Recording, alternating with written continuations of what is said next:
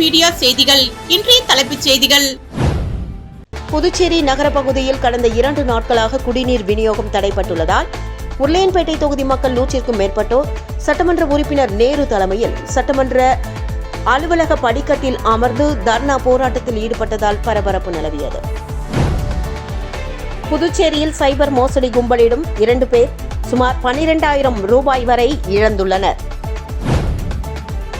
Round table சார்பில் புதுச்சேரி அரசு மருத்துவமனைக்கு 13 லட்சம் ரூபாய் மதிப்பிலான வெண்டிலேட்டர் முதல்வர் ரங்கசாமி முன்னிலையில் நன்கொடையாக வழங்கப்பட்டது.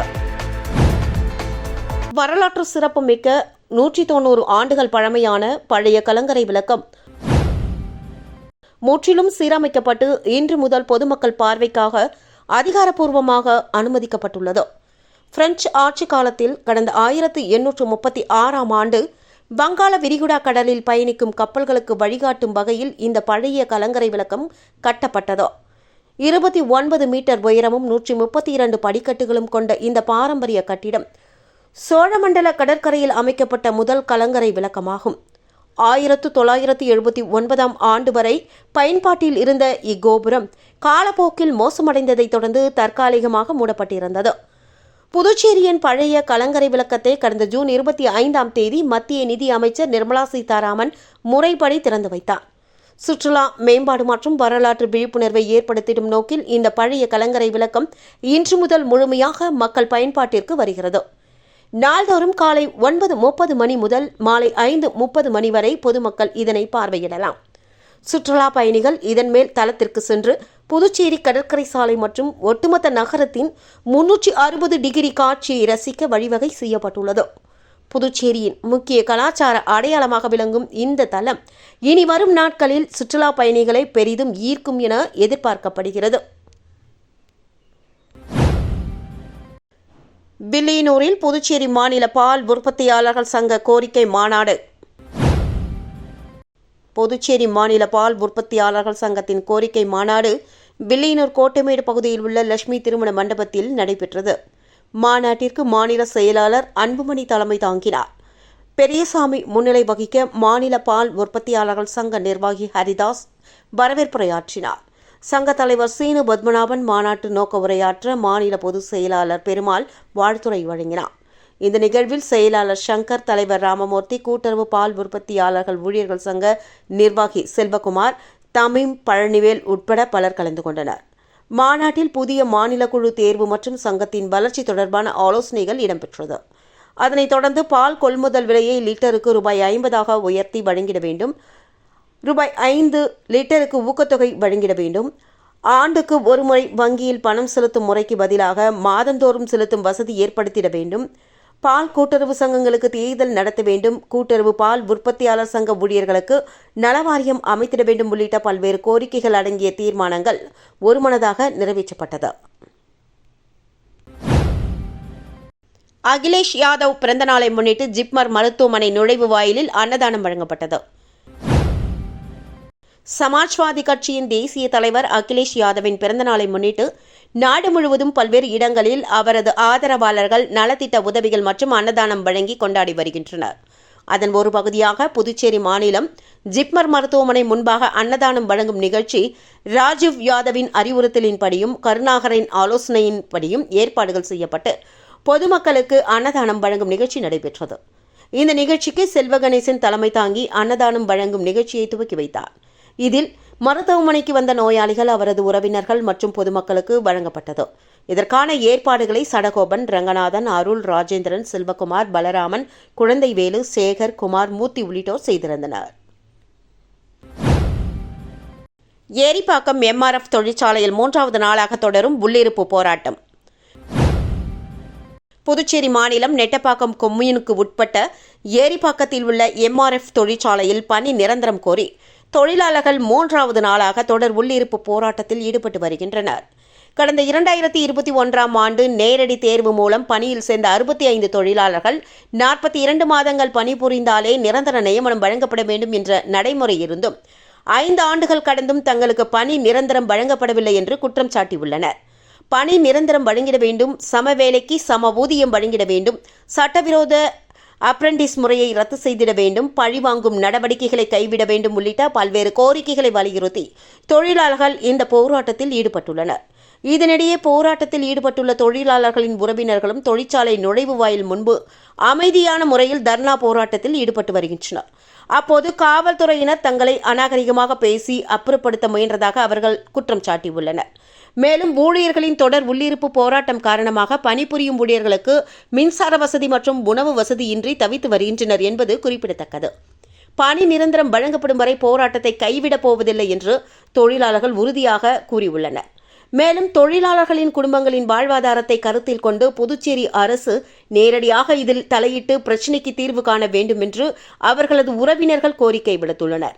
3வது நாளாக போராட்டம் தொடர்வதால் தொழிற்சாலை வளாகம் மற்றும் சுற்றுப்புற பகுதிகளில் போலீசார் பாதுகாப்பு பணியில் ஈடுபடுத்தப்பட்டுள்ளனர். புதுச்சேரியில் சைபர் மோசடி கும்பலிடம் 2 பேர் சுமார் 12,000 ரூபாய் வரை இழந்துள்ளனர். மதகடிப்பட்டு பகுதியைச் சேர்ந்தவர் இன்ஸ்டாகிராமில் ஆடை விற்பனை தொடர்பான விளம்பரத்தை கண்டு அவற்றை ஆர்டர் செய்துள்ளார்.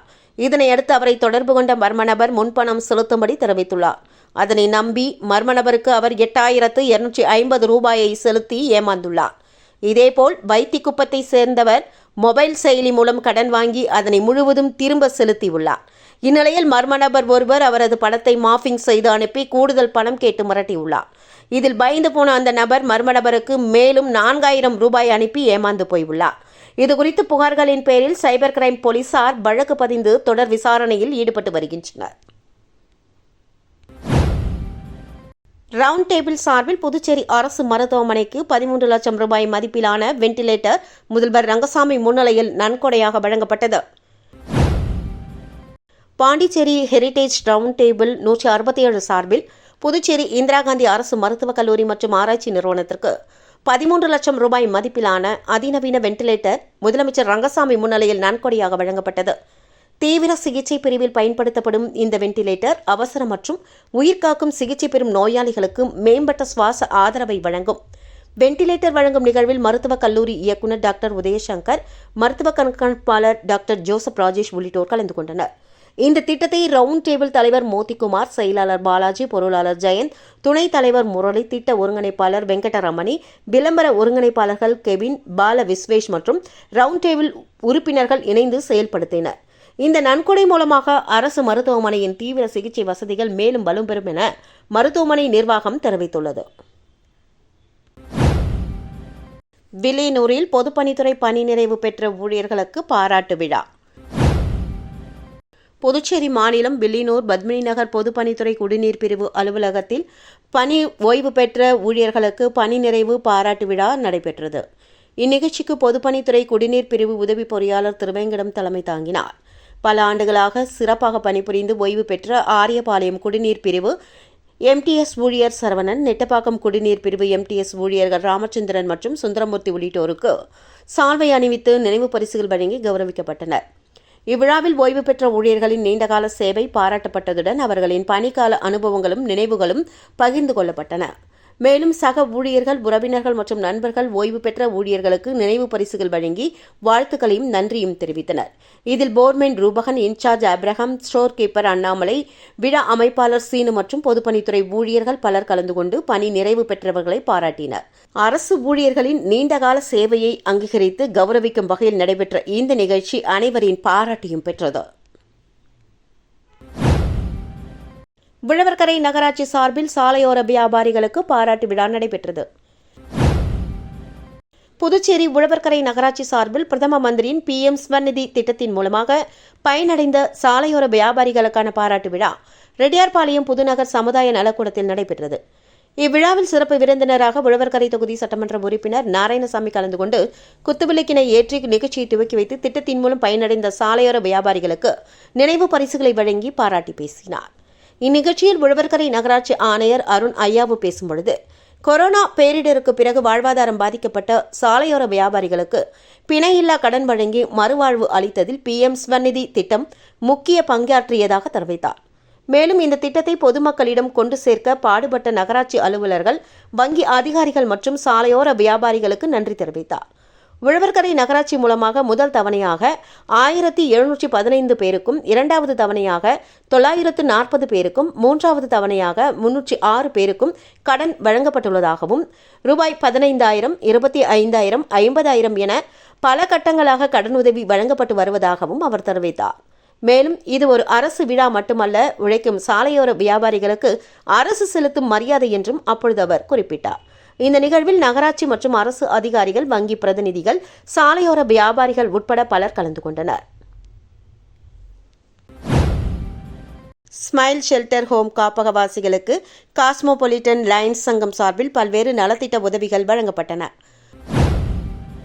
புதுச்சேரி காஸ்மோபாலிட்டன் லைன்ஸ் சங்கம் சார்பில் சமூக நலப்பணியின் ஒரு பகுதியாக வெங்கடா நகர் பூங்கா பின்புறம் அமைந்துள்ள ஸ்மைல் ஷெல்டர் ஹோம் காப்பகத்தில் வசிக்கும் ஆதரவற்றோர் மற்றும் முதியோர்களுக்கு அத்தியாவசிய நலத்திட்ட உதவிப் பொருட்கள் வழங்கும் நிகழ்ச்சி நடைபெற்றது.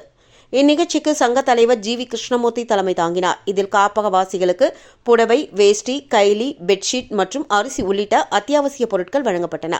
இந்த உதவிகளை பெற்றுக்கொண்ட காப்பக நிர்வாகிகளும் பயனாளிகளும் லைன்ஸ் சங்கத்தினருக்கு நன்றி தெரிவித்தனர். இந்த நிகழ்ச்சியில் முன்னாள் மாவட்ட ஆளுநர் சுபாஷ் சந்திரபோஸ் சிறப்பு விருந்தினராக கலந்து கொண்டு சமூக சேவையின் முக்கியத்துவம் குறித்து எடுத்துரைத்தார். தொடர்ந்து சங்க செயலாளர் திருவேங்கடம் மற்றும் நிர்வாகிகள் மதிவாணன், ஸ்ரீதர், யுவராஜ், சாம்ராஜ், வேல்முருகன், நடராஜ், திருவேங்கடம், சித்ரா உள்ளிட்டோர் பங்கேற்று பல்வேறு நலத்திட்ட உதவிகளை வழங்கினர். இதில் லைன்ஸ் சங்க உறுப்பினர்கள் பலரும் கலந்து கொண்டு காப்பகவாசிகளுடன் கலந்துரையாடி அவர்களின் தேவைகளை அறிந்து எதிர்காலத்திலும் இதுபோன்ற சமூக நலப் பணிகள் தொடர்ந்து மேற்கொள்ளப்படும் என்று உறுதியளித்தனர். இந்த மனிதநேய சேவை நிகழ்ச்சி அனைவரின் பாராட்டையும் பெற்றது. புதுச்சேரி நகர பகுதியில் கடந்த 2 நாட்களாக குடிநீர் விநியோகம் தடைப்பட்டுள்ளதால் உருளையன்பேட்டை தொகுதி மக்கள் 100க்கும் மேற்பட்டோர் சட்டமன்ற உறுப்பினர் நேரு தலைமையில் சட்டமன்ற அலுவலக படிக்கட்டில் அமர்ந்து தர்ணா போராட்டத்தில் ஈடுபட்டதால் பரபரப்பு நிலவியது. புதுச்சேரி தட்டாஞ்சாவடி பகுதியில் கேஸ் லைன் பதிக்கும் பணி நடந்து வருகிறது.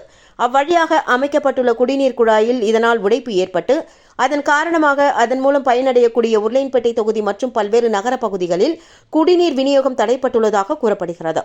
கடந்த 2 தினங்களாக உருளையன்பேட்டை தொகுதியில் குடிநீர் விநியோகம் தடைப்பட்டுள்ளதாக கூறியும் சுத்தமான குடிநீர் கிடைப்பதில்லை, உப்பு தண்ணீர் அதிகமாக கலந்து வருவதாக கூறி தொகுதி சட்டமன்ற உறுப்பினர் நேரு தலைமையில் பாதிக்கப்பட்ட ஆண்கள், பெண்கள் என 100க்கும் மேற்பட்ட மக்கள் சட்டசபையை நோக்கி வந்து சட்டசபை அலுவலக படிக்கட்டில் அமர்ந்து தர்ணா போராட்டத்தில் ஈடுபட்டனர். சுத்தமான குடிநீர் விநியோகம் செய்யும் வரை போராட்டத்தை கைவிட மாட்டோம் என்று சட்டமன்ற உறுப்பினர் தெரிவித்துள்ளார். பொதுப்பணித்துறை குடிநீர் பிரிவு அதிகாரி சட்டமன்ற உறுப்பினரிடம் பேச்சுவார்த்தை நடத்தியும் அரசு தங்களுக்கு உத்தரவாதம் அளித்தால் மட்டுமே இந்த போராட்டத்தை கைவிடுவோம் என்றும் அதுவரை எங்கள் போராட்டம் தொடரும் என்றும் சட்டமன்ற உறுப்பினர் நேரு தெரிவித்தார். இதனை அடுத்து சட்டப்பேரவைக்கு வந்த சபாநாயகர் அன்பழகன் போராட்டத்தில் ஈடுபட்ட சட்டமன்ற உறுப்பினர் நேருவிடம் பேசி போராட்டத்தை கைவிட செய்தார். தொடர்ந்து சபாநாயகர் அறையில் சபாநாயகர் தலைமையில் அதிகாரிகள் வரவழைக்கப்பட்டு பொதுமக்கள் மத்தியில் பேச்சுவார்த்தை நடத்தப்பட்டது. இதனால் சட்டமன்ற அலுவலகத்தில் பரபரப்பு நிலவியது. கூனிமுடக்கு அருகே ஆதி கைலாசநாதர் தியான திருக்குடலில் வளர்பிறை சனி பிரதோஷ வழிபாடு. திரளான பக்தர்கள் பங்கேற்பு. புதுச்சேரி மாநிலம் கூனிமுடக்கிலிருந்து காட்டேரிக்குப்பம் செல்லும் சாலையில் தமிழக எல்லைக்குட்பட்ட வழுதாவூர் சேரநகர் பகுதியில் அமைந்துள்ள ஆதி கைலாசநாதர் தியான திருக்குடலில் வளர்பிறை சனி பிரதோஷ வழிபாடு பக்தி பரவசத்துடன் நடைபெற்றது. இதனையொட்டி ஆதி கைலாசநாதர் சுவாமிக்கு பால், தயிர், இளநீர், சந்தனம், விபூதி, பஞ்சாமிர்தம், பன்னீர் உட்பட பல்வேறு திரவியங்களால் சிறப்பு அபிஷேகம் நடத்தப்பட்டது. பின்னர் உலக நன்மை மற்றும் மக்கள் நலன் வேண்டி சிறப்பு கூட்டு வழிபாடு நடைபெற்றதை அடுத்து சுவாமிக்கு சிறப்பு அலங்காரம் செய்யப்பட்டு மகா தீபாராதனை காண்பிக்கப்பட்டது. இதில் கூனிமுடக்கு, வழுதாவூர் மற்றும் சுற்றுவட்டார பகுதிகளைச் சேர்ந்த திரளான பக்தர்கள் கலந்து கொண்டு தரிசனம் செய்தனர். வழிபாட்டினை தொடர்ந்து ஆலயத்திற்கு வருகை தந்த அனைத்து பக்தர்களுக்கும் அன்னதானம் வழங்கப்பட்டது. இந்த தலத்தின் தனி சிறப்பாக சிவலிங்கம் சுவாமிக்கு எதிரே நந்திக்கு பதிலாக அமைக்கப்பட்டுள்ள தியான பீடத்தில் பக்தர்கள் அமர்ந்து தியானம் மேற்கொண்டு இறையருளை பெற்றனர். வளர்பிறை சனி பிரதோஷ வழிபாட்டிற்கான ஏற்பாடுகளை கிருமாம்பட்டு ராகவேந்திரா நகர் பகுதியைச் சேர்ந்த மேனகா, யஷ்வந்தன், ஸ்னேகா குடும்பத்தினர் மற்றும் ஆதி கைலாசநாதர் தியான திருக்குடில் நிர்வாகிகள் செய்திருந்தனர். சேதராப்பட்டு பகுதியில் அமைந்துள்ள நீலாவதி அம்மன் கோவிலில் கூழ்வார்த்தல் மற்றும் செடல் திருவிழாவில் திரளான பக்தர்கள் பங்கேற்று சாமி தரிசனம் செய்தனர். புதுவை மாநிலம் வில்லியனூர் கொம்யூனுக்கு உட்பட்ட சேதராப்பட்டு பழைய காலனியில் அமைந்துள்ள அருள்மிகு ஸ்ரீ நீலாவதி அம்மன் திருக்கோவிலின் ஆண்டு திருவிழாவை ஒட்டி கூழ்வார்த்தல் நிகழ்ச்சி நடைபெற்றது. கடந்த 22ஆம் தேதி கொடியேற்றத்துடன் துவங்கிய இந்த திருவிழாவில் தினம்தோறும் அம்மனுக்கு சிறப்பு அபிஷேகம், அலங்காரம் மற்றும் தீபாராதனை காண்பிக்கப்பட்டு வந்த நிலையில் விழாவின் முக்கிய நிகழ்ச்சியாக கடந்த வியாழன் அன்று இன்னிசை கச்சேரி, கரகாட்டம் மற்றும் அம்மன் திருவீதி உலா நடைபெற்றது. இதில் கடந்த வெள்ளிக்கிழமை கூழ்வார்த்தல் நிகழ்ச்சியில் ஏராளமான பக்தர்கள் கலந்து கொண்டு அம்மனுக்கு கூழ் மற்றும் கஞ்சி ஊற்றி நேர்த்திக்கடனை செலுத்தி வழிபட்டனர். தொடர்ந்து சிறப்பு படையல் சமர்ப்பிக்கப்பட்டு பக்தர்களுக்கு பிரசாதமாக கூழும் வழங்கப்பட்டது. மாலை வேளையில் நடந்த செடல் திருவிழாவில் பக்தர்கள் செடல் போட்டும் கார், வேன் உள்ளிட்ட 4 சக்கர வாகனங்களை இழுத்தும் தங்களது வேண்டுதல்களை நிறைவேற்றிக் கொண்டனர். அதனைத் தொடர்ந்து இரவு மின் அலங்காரத்தில் அம்மன் திருவீதி உலா வந்து பக்தர்களுக்கு அருள் பாலித்தார். இதில் ஆலய நிர்வாகிகள், ஊர் பெரியவர்கள் மற்றும் சுற்றுவட்டார பகுதிகளைச் சேர்ந்த திரளான பக்தர்கள் கலந்து கொண்டு தரிசனம் செய்தனர். பக்தர்களின் திரளான பங்கேற்பு காரணமாக சேதராப்பட்டு ஸ்ரீ நீலாவதி அம்மன் கோவில் ஆண்டு திருவிழா ஆன்மீக எழுச்சியுடன் நடந்து வந்தது. காரைக்காலில் மக்கள் செல்வன் கோப்பை 2026 விளையாட்டுப் போட்டிகளுக்கான பரிசளிப்பு விழா கோலாகலம். காரைக்கால் மாவட்ட தலைமை மக்கள் செல்வன் விஜய் சேதுபதி ரசிகர்கள் நற்பணி இயக்கம் சார்பில் நடத்தப்பட்ட மக்கள் செல்வன் கோப்பை 2026 விளையாட்டுப் போட்டிக்கான பரிசளிப்பு விழா நிரவி திருப்பட்டினம் தொகுதியில் உள்ள அணு இன்டோர் ஸ்டேடியத்தில் கோலாகலமாக நடைபெற்றது. அகில இந்திய நிர்வாகிகளின் ஆலோசனையின்படி மாவட்ட செயலாளர் தினேஷ் தலைமையில் மாவட்ட பொருளாளர் சதாம், நிரவி திருப்பட்டினம் தொகுதி பொறுப்பாளர் RK ரஞ்சித் மற்றும் மாவட்ட நிர்வாகிகள் முன்னிலையில் IVG வெல்ஃபேர் அசோசியேஷன் ஏற்பாட்டில் இந்த நிகழ்ச்சி நடைபெற்றது. இதில் புதுவை மாநில மக்கள் செல்வன் விஜய் சேதுபதி தலைமை நற்பணி இயக்க மாநில செயலாளர் நிர்மல் பாபு, மாநில நிர்வாகிகள் பிரசன்னா நடராசன், நவீன் பாபு, முகேஷ், பிரதீப், சதீஷ், கோவலன் உள்ளிட்டோர் சிறப்பு விருந்தினர்களாக பங்கு பெற்று வெற்றி பெற்ற அணிகளுக்கு கோப்பைகள் மற்றும் பரிசுகளை வழங்கி பாராட்டினர். இப்போட்டியில் OG டீம் அணி முதல் பரிசையும், VJSFSC அணி 2ஆம் பரிசையும், பவர் பிளே அணி 3ஆம் பரிசையும், IVG அயான்ஸ் அணி 4ஆம் பரிசையும் வென்றது. இந்த நிகழ்ச்சியில் ரசிகர்கள், விளையாட்டு வீரர்கள் மற்றும் பொதுமக்கள் உள்ளிட்டோர் கலந்து கொண்டு சிறப்பித்தனர்.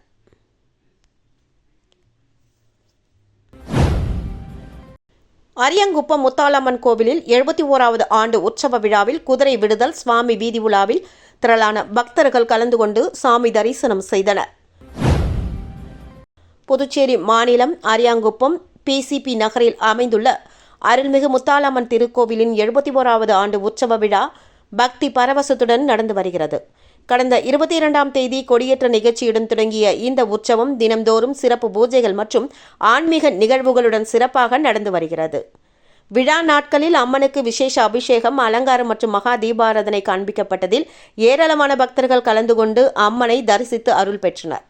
இதன் தொடர்ச்சியாக நேற்று காலை விழாவின் முக்கிய நிகழ்வான குதிரை விடுதல் நிகழ்ச்சி பக்தர்களின் கோஷங்களுடன் விமர்சையாக நடைபெற்றதைத் தொடர்ந்து அய்யனாரப்பன், பூரணி பொற்களை மற்றும் வீரன் சுவாமிகள் சிறப்பு அலங்காரத்தில் எழுந்தருளி மேலதாளங்கள் முழங்க பக்தர்களின் பக்தி முழக்கத்துடன் முக்கிய வீதிகள் வழியாக வீதி உலா வந்து அருள் பாலித்தனர். இந்த ஆன்மீக விழாவிற்கான அனைத்து ஏற்பாடுகளையும் விழா குழுவினர், PCP நகர் கிராம மக்கள், கிராம பஞ்சாயத்தினர் மற்றும் இளைஞர்கள் இணைந்து சிறப்பாக மேற்கொண்டு வருகின்றனர். இந்த விழாவில் நாள்தோறும் ஏராளமான பக்தர்கள் கலந்து கொண்டு சுவாமி தரிசனம் செய்து ஆன்மீக அருளை அடைந்து வருகின்றனர். வேண்டுதல் நிறைவேறியதால் சிவசைலநாதர் கோவிலுக்கு 2.25 லட்சம் ரூபாய் மதிப்பிலான தங்க நகைகள் நன்கொடையாக வழங்கப்பட்டது. புதுச்சேரி மாநிலம் அரியாங்குப்பம் சிவலிங்கபுரத்தில் அமைந்துள்ள அருள்மிகு திரிபுர சுந்தரி சமேத சிவசைலநாதர் திருக்கோவிலில் ஆனி மாத பௌர்ணமியை முன்னிட்டு சிறப்பு பூஜைகள் மற்றும் மகா தீபாராதனை பக்தி பரவசத்துடன் நடைபெற்றது. இதில் ஏராளமான பக்தர்கள் கலந்து கொண்டு சுவாமி அம்பாளை தரிசித்து வழிபட்டனர். அப்போது தனது வேண்டுதல் நிறைவேறியதற்கான நன்றி கடனாக பக்தர் ஒருவர் கோவிலின் மூலவர் திரிபுர சுந்தரி அம்மனுக்கு 2.25 லட்சம் ரூபாய் மதிப்பிலான தங்க நகைகளை நன்கொடையாக வழங்கினார். இந்த தங்க நகைகளை கோவில் அறங்காவல் குழு தலைவர் ஜெயராமன் மற்றும் கோவில் நிர்வாகிகள் பெற்றுக்கொண்டு பக்தருக்கு நன்றி தெரிவித்தனர். பக்தர்களின் வேண்டுதல்கள் நிறைவேற்றிய பின்னர் கோவிலுக்கு தங்கம், வெள்ளி உட்பட காணிக்கைகளை வழங்கும் மரபு தொடர்ந்து நடந்து வருவதாகவும் இந்த நன்கொடை கோவிலின் ஆன்மீக மற்றும் அறப்பணிகளுக்கு உறுதுணையாக அமையும் என்றும் கோவில் நிர்வாகம் சார்பில் தெரிவிக்கப்பட்டுள்ளது. மீண்டும் இன்றைய தலைப்புச் செய்திகள். புதுச்சேரி நகர பகுதியில் கடந்த 2 நாட்களாக குடிநீர் விநியோகம் தடைப்பட்டுள்ளதால் உருளையன்பேட்டை தொகுதி மக்கள் 100க்கும் மேற்பட்டோர் சட்டமன்ற உறுப்பினர் நேரு தலைமையில் சட்டமன்ற அலுவலக படிக்கட்டில் அமர்ந்து தர்ணா போராட்டத்தில் ஈடுபட்டதால் பரபரப்பு நிலவியது.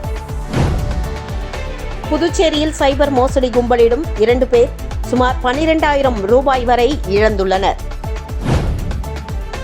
ரவுண்ட் டேபிள் சார்பில் புதுச்சேரி அரசு மருத்துவமனைக்கு 13 லட்சம் ரூபாய் மதிப்பிலான வெண்டிலேட்டர் முதல்வர் ரங்கசாமி முன்னிலையில் நன்கொடையாக வழங்கப்பட்டது. இத்துடன் A1 மீடியா செய்திகள் நிறைவு பெற்றன. நன்றி.